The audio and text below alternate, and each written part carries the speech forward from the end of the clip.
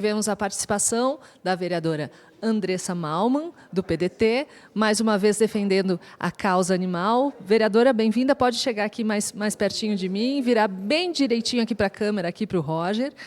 A senhora levantou a questão de uma ONG em Caxias do Sul, onde houve maus tratos, apresentou 2 vídeos também no plenário, que foram vídeos que marcaram também, impactaram hoje. Gostaria que a senhora explicasse um pouco sobre isso.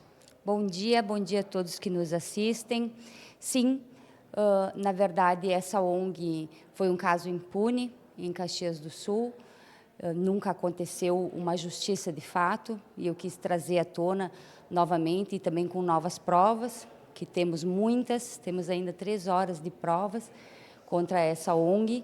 E, na minha opinião, é maus tratos e acho que a Câmara de Vereadores tem que ver como é tratado também o dinheiro público e é por isso que eu coloquei as cartilhas. Ok, vereadora, e segue também a investigação, toda a apreciação. A senhora também disse que faz visitas mensais ao canil municipal também para ter todo esse cuidado com relação aos animais. Em relação à investigação, o que segue é a investigação do caso de Canoas, que é o que eu falei, né? O caso de 2016, ele seguia arquivado, que a minha intenção é reabri-lo, né? Então, quem sabe agora, finalmente, com políticas públicas, a gente possa ter justiça.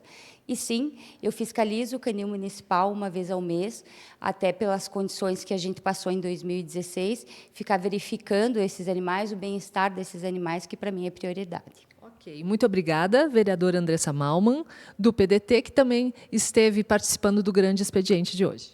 Eu que agradeço a todos que estão nos assistindo. Bom dia. Obrigada.